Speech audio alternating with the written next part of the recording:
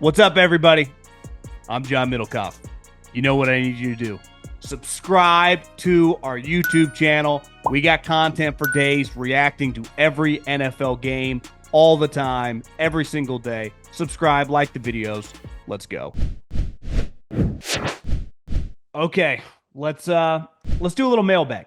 At John Middlekauff is the Instagram. Fire in those DMs. I need a lot of your questions. So make sure you fire in those DMs to get your questions answered here on the show. We're going to need a lot of them over the next couple of weeks. So make sure that you flood my Instagram with any questions, football, life, you name it. We can talk about whatever you want. Everything's on the table. It's the offseason. So fire in there and anything but like breaking down some potential 6-rounders' feet or something. I'm not doing that. But any other question you want, fire in there. We will start with Joey. Hey, John, love the pod. Here's a question for you. I know you aren't a big NBA guy. At least I don't think. I would say I'm the modern day NBA consumer. Don't watch many games. Follow the league. I listen to podcasts. I listen to Simmons, Windhorse podcast. I like a lot. And I listen to like local Warriors coverage. But so I know what's going on in the NBA. I just don't watch the games. But I'm sure you have some thoughts on the Luka deal. Now we can go back and forth over whether the Mavs should have traded him. But it's universally agreed that the Mavs definitely didn't get enough in return. Interestingly, the Mavs sent the league's biggest international star to the league's most popular franchise. And I like this question already. And they did it multiple days before the deadline. So even though the GM may have been forced to do it by the owner, it's not like they didn't have time to weigh out other packages. With the NFL being consistently ridiculed for allegedly rigging the sport, who's to say that isn't a result of Adam Silver and other execs forcing something in their desperate quest for ratings? And yet the idea has gotten less buzz than the OPI on A.J. Brown in the Super Bowl. Why has the possible example of rigging the sport not gotten the same level of attention? I don't know about you, but Adam Silver being exposed for forcing Luka to the Lakers would be a much bigger deal to me than Roger Goodell telling a ref to give a catch to Xavier Worthy in the AFC Championship game. What do you think? Also, for the record, I don't think either is rigged. Yeah, I mean, some people get more calls than others. That's just a fact. Some players, some teams, NBA, NFL, baseball, referees are human. You know, I mean, Draymond's going to get treated differently than other guys. It's just part of the sport. You know, the Lakers, Kobe and Shaq got treated different than the Kings. Now, we could argue whether the David Stern back in the day wanted the Lakers in the finals for ratings. I don't blame him if he did. I get it, but it still felt rigged when Tim Donaghy was on the take from the mob and calling those games. I would say this. Clearly, if the NFL was rigged, they would want the Chiefs to have a three-peat, and everyone would have been up in arms, and they just got curb stomped. So I think that conversation came to a screeching halt. It felt like the moment A.J. Brown got called, that the fire wasn't just lit. They threw like sticks of dynamite on it. You're like, oh my God, here we go. And then it just played out. How's it played out? You cannot convince me that something shady did not go on. You cannot convince me that, like, well, you think he's fat. We just think he's fat. He just led your team to the NBA Finals. He literally just carried you through the West and destroyed everybody. He's fat. He's 25. And this isn't one of those like Zion's fat, yeah, and doesn't play. This guy, like, plays injured. We saw him in the playoffs, limping around, still going for 30, 40 points. If you could save one franchise, if you're Adam Silver, it would be the Lakers. LeBron James is 40 years old. Anthony Davis, who actually has really resurrected his career, awesome player, but kind of irrelevant. You put him on any team, like people aren't tuning in for Anthony Davis. This is guys on the short list of changes the Lakers, and he's 25 years old. So do I believe something shady happened? I definitely think it's a possibility. And if you told me, I think the whole Mavericks situation doesn't ever add up. Mark Cuban, if you think about the last 25 years, just think in my lifetime, I'm 40 years old. When I think of owners that loved their team slash the sport more than anyone else, I think of Al Davis with the Raiders and football. I think of George Steinbrenner with the Yankees and just like loving the sport. I'm saying like addicted to just being involved. Jerry with football. Can you ever imagine those guys ever selling their team? Not like a piece to get some cash, but like selling their team and going away. Not in a million fucking years. I would put Mark Cuban under that umbrella of like, this guy loves owning the Mavericks, loves basketball, loves the players, loves it all, loves the show of it. He just randomly sells his team. And I thought it's like, well, he thought that like the television deal was going to be bad and the business was going to go the other way. They got like 2x, 2.5x the television deal. And he has a superstar player. Sells the team. Like that never added up. For people that were in the gambling industry that clearly don't care that much about basketball. It's not like the Adelson family are like, basketball junkies, right? It's not like they're banging out. I bet if you go over to their house, they're watching like Kentucky play Tennessee on a Tuesday night. They're not watching Wizards Hawks on some random Monday. So they buy the team. Clearly, they have a lot of money. They're in the gambling space, and Texas is like no guarantee to pass these gambling laws. It never added up to me, this whole thing. And then his quotes about like work ethic, and he's including like Shaquille O'Neal. It's like, this guy, was he like a plant? I don't get it. Like it doesn't make sense. And there's some similarities here with the Broncos, where the dude that runs the Broncos is like married to one of the Waltons. But like clearly they're not. If they had some superstar player, they wouldn't randomly trade him. They clearly want to run that business. And it's not, I don't know if it's just love of football, more because they like the business. It's a cash cow. But what do? They immediately go out and give Sean Payton $20 million a year and say, you do whatever you want, make us a winner. I don't get it. It's extremely shady. Now, you'd be like, Middlekauff, you just hate the Lakers. I do hate the Lakers. But it does not make sense that they just get handed one of the most talented young players we've ever seen overnight. It's like, well, they gave him, the biggest haul in the history of the sport. No, they didn't even give him that much. I mean, that's part of it. It's like, wait, this trade happened in the middle of the night. They didn't even trade him for that much. It'd be like if you're a Browns fan and you just woke up. It's like, oh, Myles Garrett's, on the 49ers. They gave you a Debo and a couple seconds. You'd be like, what the fuck? Or, hey, Cowboys, you traded Micah to the Bills. It's like, what'd you get back? It's like, oh, they traded you a guard and a second and a third. You'd be shell shocked. You wouldn't even be able to speak. That's this times 100. Except he goes, like you said, the Lakers. This whole thing's shady. I'm 100% conspiracy theory. Sometimes conspiracy theory, I feel like that word's been overused. There are just things that are red flags. And this is a gigantic red flag. We've had a lot of red flags over the last 4 or 5 years. And this is a fucking gigantic red flag. Now, does Silver have the balls to do this? If he did, I'll say one thing. I do respect it. If he did, like, it is the right move. But so if he did orchestrate this in a weird way, I'd say congrats. That's your finest moment as a commissioner. But if you're a Mavericks fan, you'd have to just quit watching sports. I was thinking to end the year, it would be cool to talk about the Niners, your team. Then you touched on Debo thing, which brought up the Niners' importance in drafting this year, which the Super Bowl Eagles really made vividly clear.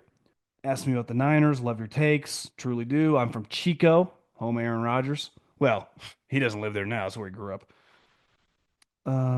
Can't wait for the draft to see what we do at 11 or if we trade for Garrett, Crosby, or Hendrickson.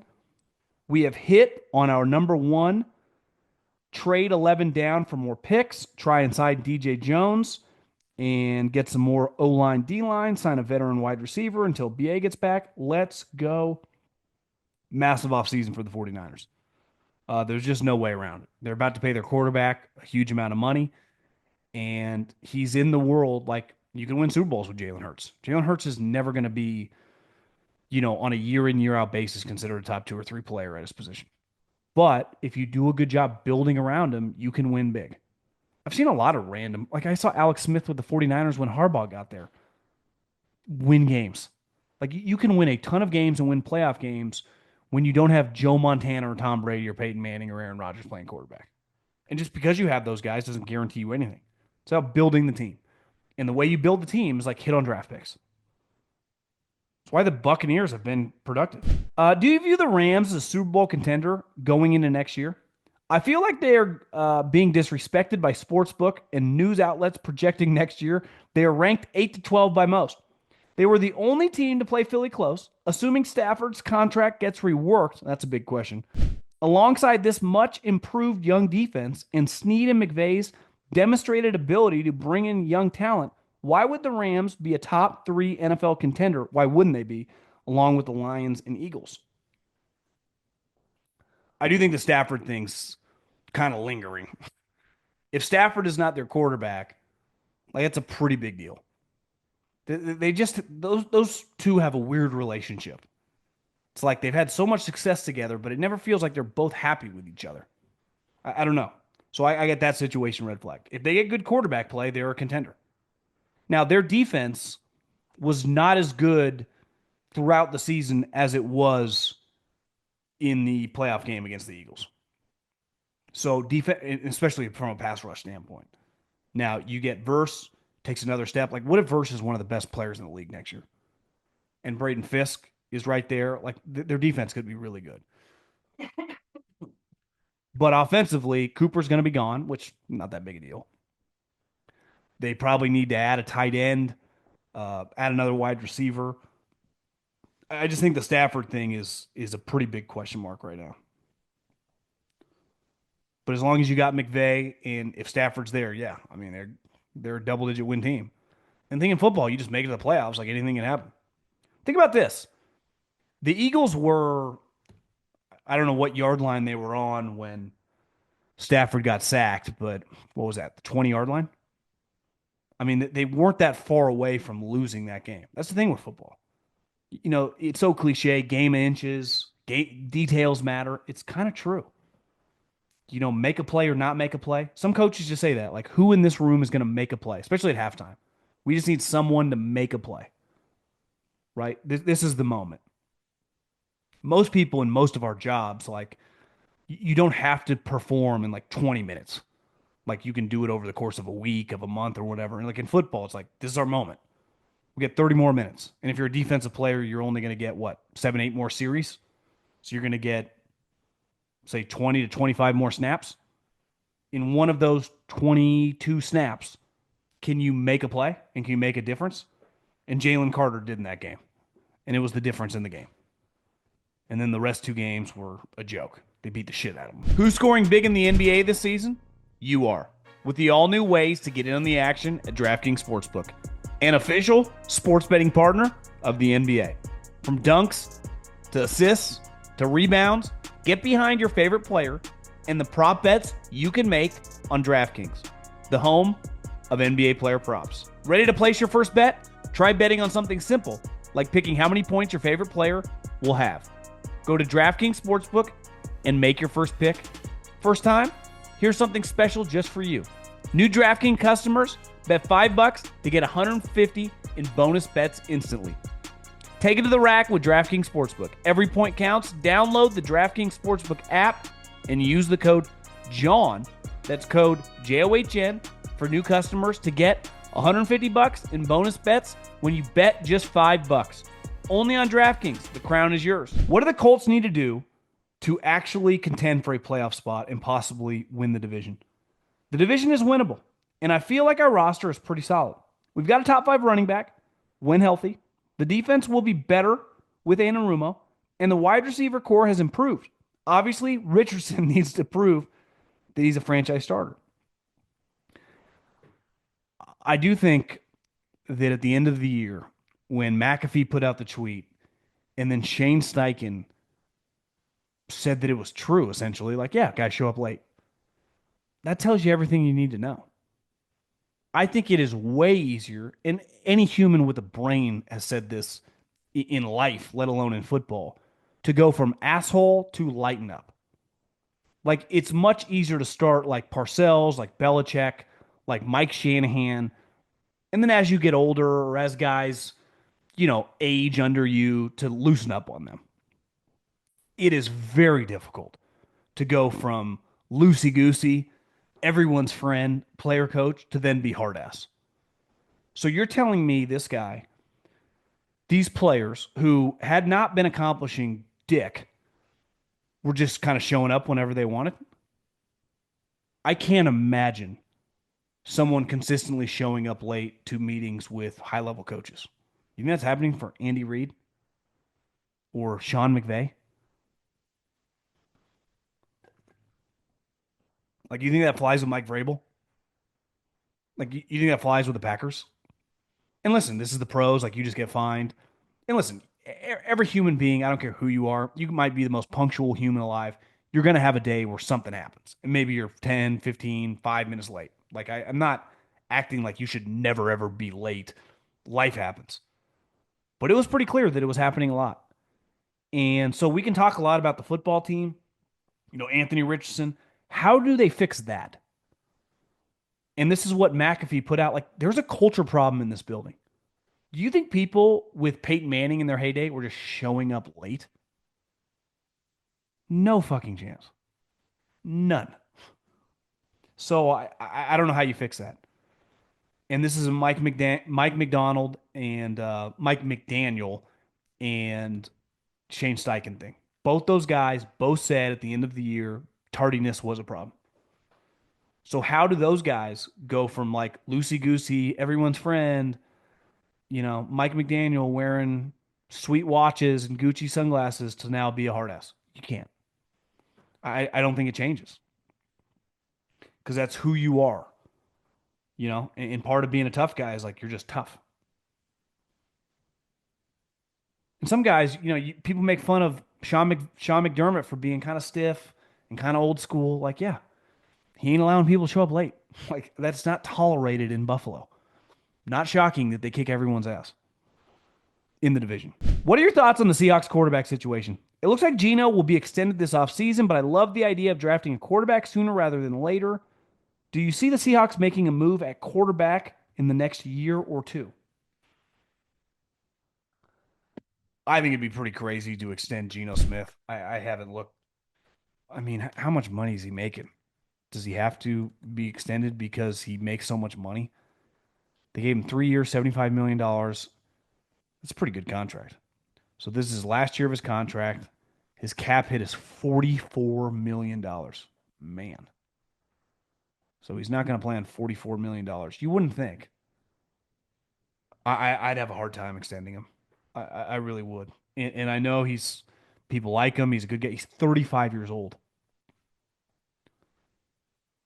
That's pretty crazy. He's sneaky probably been on the Seahawks a little longer than you think, huh? Career earnings. What year did he get to Seattle? Got there in 20, so this is going to be his sixth season there. Gino's making some money. I would not extend him. I would just play it out.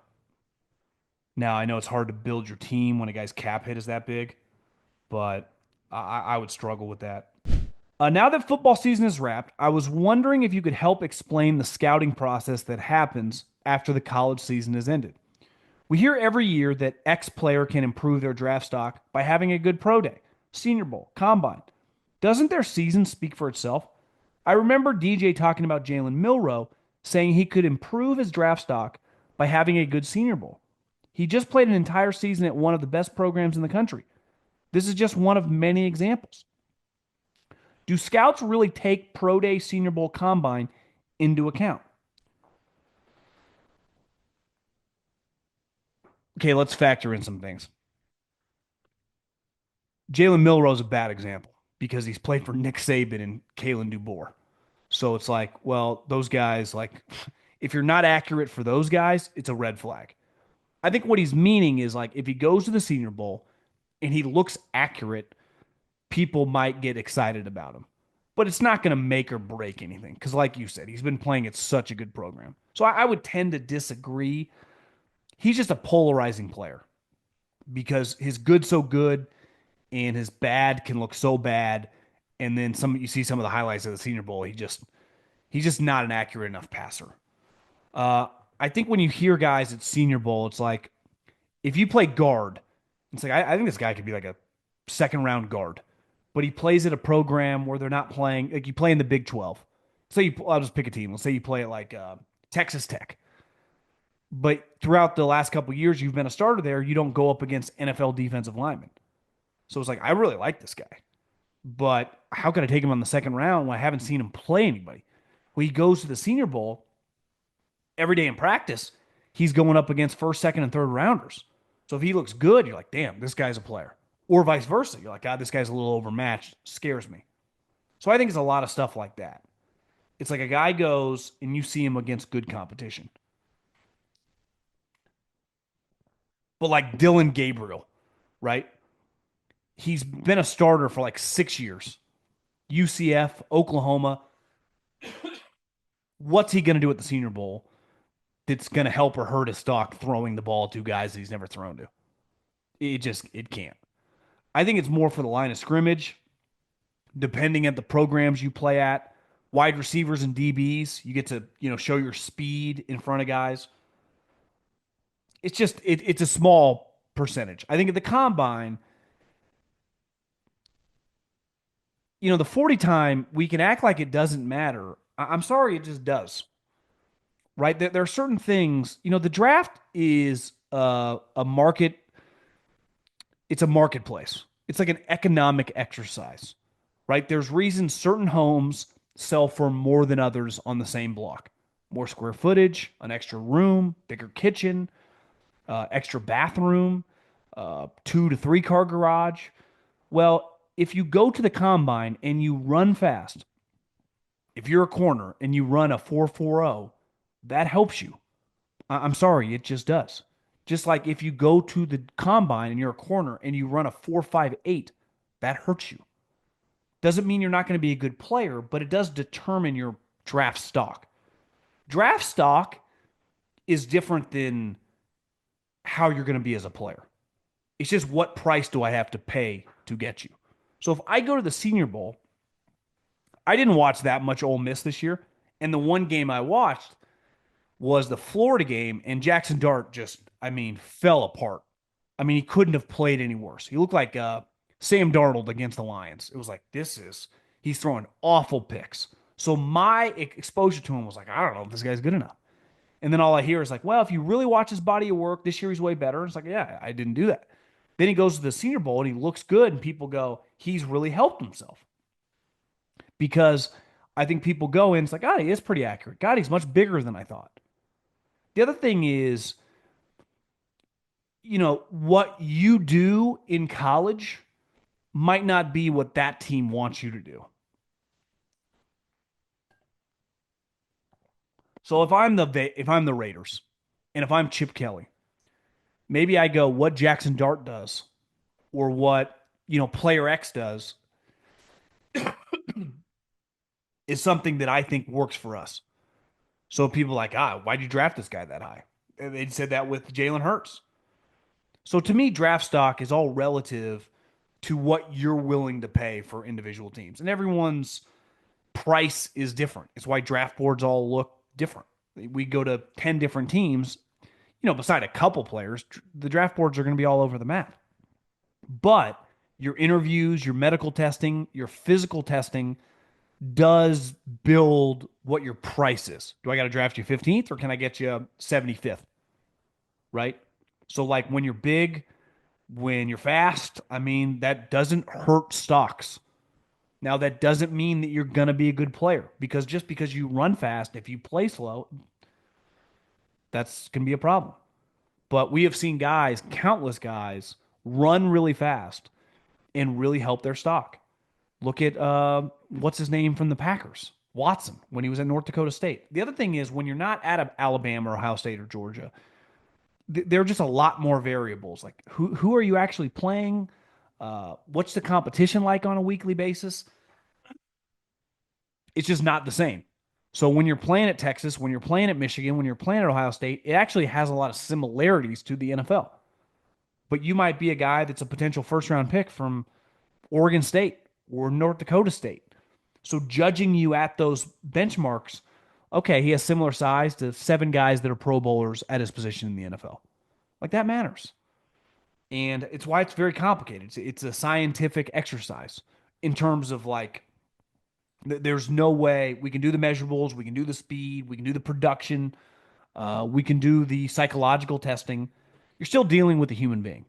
So finding out the other thing at the combine and the Senior Bowl, and like once we get into free agency and you start bringing prospects into the building, is you kind of want to get a feel for the people. So it's like, do we like this guy?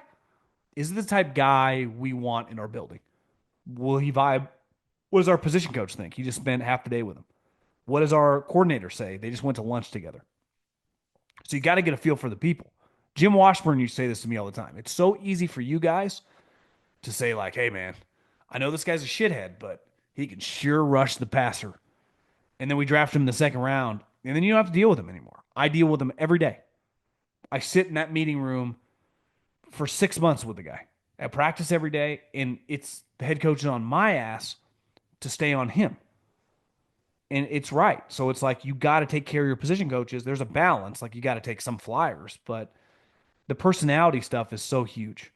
And I do believe beside like I'm with you on Jalen Milroe. Like we've kind of seen it. Like I would not draft Jalen Milroe. I'm sorry. I would not. He's not accurate enough passer. But there are a lot of players who are NFL caliber and could be NFL starters that just don't play at Alabama, Georgia, and Ohio State, and their schedule is just very hit or miss. It's why sometimes smaller school guys, like if you play at a MAC school, and like that one game you played against Ohio State or Notre Dame, like it's almost like you got to put 80% of your evaluation into that one game. Well, what if the guy tweaked his ankle in practice?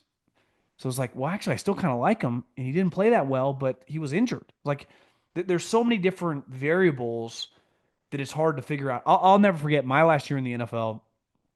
Ziggy Ansah from BYU. He ended up getting drafted number 5 overall to Detroit. He had walked on to the BYU football team. And I think his first year he only played like special teams. And his last year in the program, he played defense a little bit and was productive. Went to the Senior Bowl. The game, he was by far their best player. I remember Brett Veach going, if you watch tape on Ziggy Ansah, he was the best player on the field. And he was. And he shot up like a rocket ship. And he was legitimately a top, 10 talent.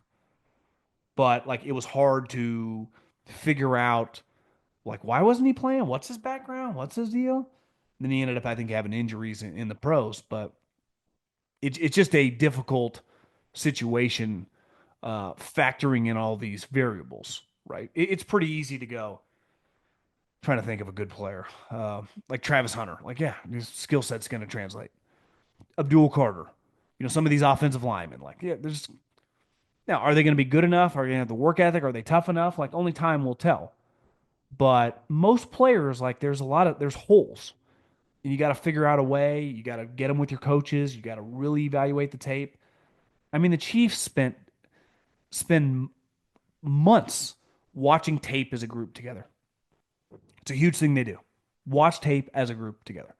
Anyone that follows, the Colts over the years, they put out videos. They watch a ton of tape together. And you got to let that talk to you, but you also there's more to it than just, you got to factor it all in and then make the best educated guess you can. Appreciate everyone listening, battling through with me, and I will talk to you guys next week. Adios.